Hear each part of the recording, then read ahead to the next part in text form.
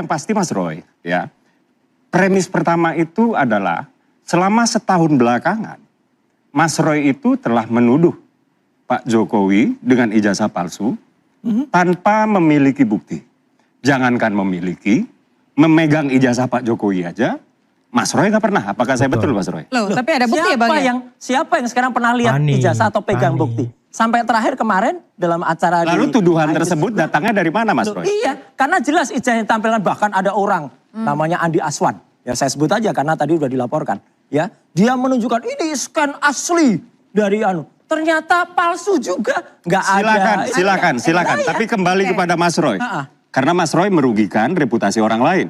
Enggak juga. Pertanyaan saya kemudian. Enggak juga. Kalau tuduhan Mas Roy itu datangnya dari mana? Udah jelas kalau itu palsu. Buktinya apa? Analisisnya udah jelas. Enggak, buktinya apa? Apakah Mas Roy pernah memegang atau menguasai ijazah Pak Jokowi? Ini sesuatu yang sangat konyol atau sangat lama. Kita nggak perlu pegang. Kita lihat dari namanya ahli itu bisa kita lihat, kemudian kita analisis tanpa harus kita pegang. Kan kelihatan dari ijazah itu yang tidak ada watermarknya.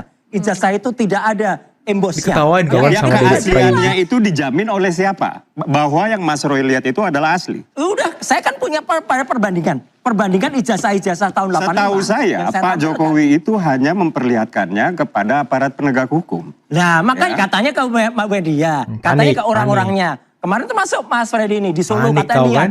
Kalau sudah dipaksa di salah satu TV. Iya, termasuk ke kawan-kawan ijazahnya ada di pihak kepolisian ya Bang ya?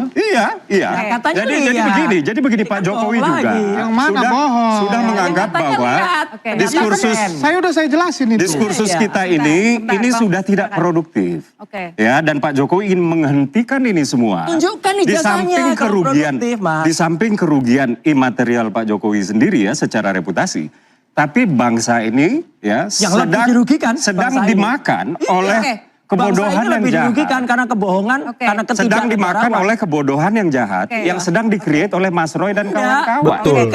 Berarti intinya Panik. Nggak bagus. Kalau orangnya kalau saya tuduh Anda selingkuh, kemudian Anda harus membuktikan bahwa Anda tidak selingkuh. Lalu kemudian besok lusa saya tuduh Bang Freddy adalah maling, lalu Bang Freddy yang harus membuktikan bahwa dia bukan maling. Enak banget hidup saya, Mas Roy. Iya, orang itu pasti punya indikasi. Kalau dia nggak punya indikasi, dia berani nuntut balik. Indikasi ya, Anda harus punya bukti, bukan indikasi, Pak Roy. Sudah jelas. Mana ada kita analisis pakai ELA. Itu petunjuk-petunjuk yang Anda bisa bikin sendiri. Nggak bisa bikin, ini salah. Tapi kan Anda pernah melihat sendiri nggak ijazahnya? Bahkan ahli Anda pernah memegang sendiri nggak? Yang namanya Joshua. Mana buktinya, Pak Roy? Ketika tampil di Rakyat Bersuara, itu kayak Oke, kita bicara soal bukti. Oke, kita bicara soal bukti. Saya ini punya satu kebiasaan. Kita ini suka meremehkan anak muda kita sendiri. Sampai dunia yang lebih dulu tepuk tangan. Dan minggu ini dunia memberikan tepuk tangan itu untuk Gibran Rakabuming Raka. Di usia 38 tahun berdiri di panggung KTT G20 Afrika Selatan. Di hadapan para pemimpin dunia. Bukan sebagai anak presiden. Bukan sebagai politisi muda. Tapi sebagai wakil sah Presiden Republik Indonesia. Sebuah momen yang mengejutkan bukan hanya untuk publik, tapi juga para pengkritik yang selama ini meremehkannya. Banyak orang lupa satu hal.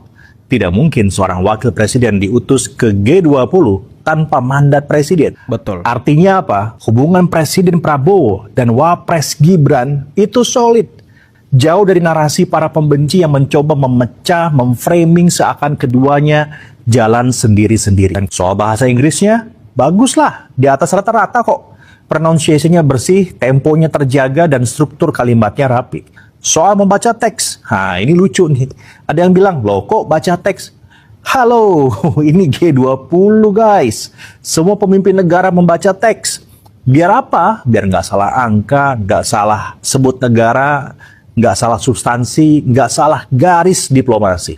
Yang kedua, menguatkan brand kepemimpinan Prabowo dengan tampil rapi, terukur, confident. Apalagi kita lihat dalam teks pidatonya, dalam setiap isi pidato Gibran, termasuk juga bahkan di kata-kata yang dicantumkan di sosial medianya, selalu menyebutkan bahwa ia mewakili Presiden Prabowo. Yang ketiga, penampilan yang low drama, high substance. Kita harus akui bahwa kemarin Gibran mengejutkan. Bukan karena selama ini ia lemah, tapi karena terlalu banyak orang yang ingin percaya bahwa ia lemah. Dan ketika ia muncul tepat di panggung global, tiba-tiba kita sadar, oh mungkin kita yang selama ini underestimate. Jenderal Syafri, Menteri Pertahanan, mengatakan tidak boleh ada negara dalam negara. Itu betul-betul satu kualitas argumen, satu kualitas statement yang bisa mengakibatkan atau akan berakibat pada pemeriksaan lebih lanjut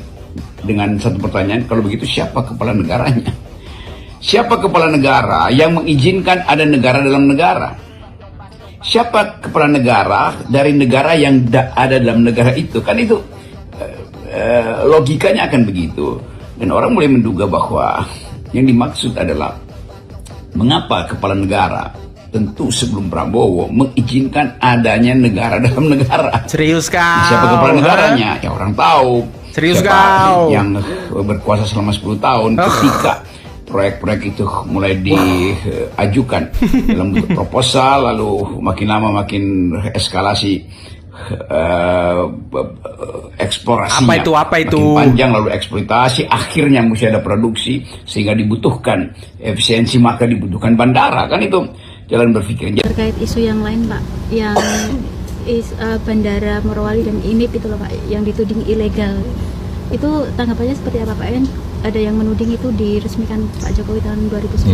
Enggak pernah. Saya enggak pernah meresmikan bandara IMIP di Morowali, enggak pernah. Seingat saya yang saya resmikan adalah Bandara Maleo di Morowali. Itu yang membangun pemerintah. Tahun berapa Pak? Dan udah lupa.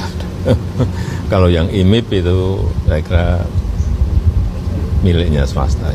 Ya. Artinya ini ada tudingan bahwa itu diresmikan saat Pak Jokowi memerintah ya? Ya semuanya kan hal yang nggak baik kan ditariknya ke saya. Betul Pak, betul Pak. Ya. Kebetulan memang secara naluri politik mengikuti perjalanan proses berbagai pro kontra menyangkut isu strategi, saya tiba pada kesimpulan kalau alur kasus ini saya pinjam bahasa yang belum diklarifikasi oleh Mbak Tifa.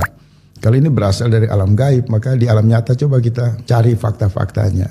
Berasal ya kan? dari alam gaib ya kan? Tapi kemudian secara pribadi saya diserang. Padahal saya hanya tampil di 2 media, di Nusantara TV dan Garuda TV. Sementara Roy, Repli Harun dan kawan-kawan hampir menguasai jagat media sosial, kanal-kanal media berbayar kan. Di sana mereka bebas untuk menjelaskan soal aspirasi mereka. Tapi saya ini kan sebagai rakyat kecil cuma sedikit bicara pada momentum pertemuan dialog dengan tim reformasi Polri, mengusulkan satu kata mediasi, dan hak saya untuk mengcounter tuduhan-tuduhan fitnah itu nyaris tidak dibuka. Disertasi satu kontainer pun itu tidak penting. Klaim-klaim pakar, klaim buku-buku itu juga nggak penting.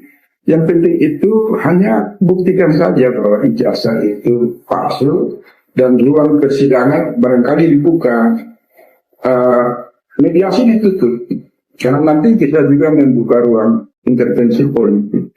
Apakah ada aktor besar di balik polemik tuduhan ijazah Jokowi? Secara pola, isu ijazah Jokowi ini sudah berlangsung bertahun-tahun. Tidak pernah punya bukti kuat, tapi terus di blow up pada momen tertentu. Adanya aktor besar atau orkestrasi itu bukan hal yang mustahil. Bahkan beberapa tandanya cukup jelas. Berikut ini adalah indikasi bahwa isu ini tidak berjalan secara organik. Serangan ke tokoh dengan pengaruh besar biasanya tidak spontan. Jokowi masih disukai publik, punya jaringan politik yang luas, hingga memiliki banyak pendukung. Jadi nggak heran kalau Jokowi selalu menjadi target operasi politik. Masalahnya bukan sekedar ijazah, tapi serangan ini untuk melemahkan legitimasi politik Jokowi. Pola framingnya selalu sama, membenturkan legitimasi Jokowi. Narasi utama yang dibangun selalu berputar dalam 3 hal: Jokowi tidak sah, Jokowi itu tidak legitimate, dan Jokowi curang. Pola ini identik dengan delegitimasi presiden di banyak negara. Pola seperti ini bukan aksi individu, melainkan kampanye jangka panjang dari sekelompok orang. Narasi selalu didorong oleh jaringan atau kelompok yang sama. Polanya mirip, segmentasi audiensnya serupa, anti-establishment atau oposisi ekstrim, dan komunikasinya sama. Ini adalah tanda klasik dari jaringan orkestrasi, bukan gerakan publik yang organik dan spontan. Tidak ada bukti baru, tapi selalu didorong seolah-olah ada temuan baru. Narasi seperti ada ahli yang menemukan atau ada saksi baru, padahal setelah ditelusuri tidak ada bukti yang konkret, cuma opini atau potongan informasi yang dipelintir. Tapi narasinya tetap digenjot. Ini indikasi agenda, bukan pencarian kebenaran. Isu lama yang dihidupkan kembali berulang kali, terindikasi bukan gerakan organik. Isu organik biasanya hanya muncul sekali, pecah lalu menghilang. Tapi isu ijazah Jokowi muncul di 2014, hidup lagi di 2019, muncul lagi di 2022, meletup lagi di 2024 dan 2025. Isu lama yang diputar ulang biasanya menandakan ada kepentingan politik yang berulang dalam jangka panjang. Kelompok ini selalu tidak puas walaupun ada bukti yang sudah jelas. Ketika pihak berwenang atau lembaga sudah memberikan bukti yang jelas, mereka masih tetap tidak percaya. Kelompok ini masih terus saja mencari celah baru. Maka isu ini bukan soal mencari kebenaran, tapi soal mencari alasan untuk menyerang Jokowi. Apakah ada aktor besar? Kita nggak bisa pastikan ada atau nggak adanya. Tapi kalau dari indikasi pola, ritme, dan berbagai cara serangannya, sangat mungkin ada operasi opini yang sistematis, terukur, dan memiliki tujuan politik jangka panjang. Pada akhirnya, polemik ijazah ini bukan lagi soal dokumen kuliah puluhan tahun silam. Ini soal bagaimana sebuah isu murahan dipaksa terus hidup demi memukul pengaruh seorang tokoh yang masih berdiri terlalu kuat walaupun sudah tidak lagi menjabat sebagai presiden.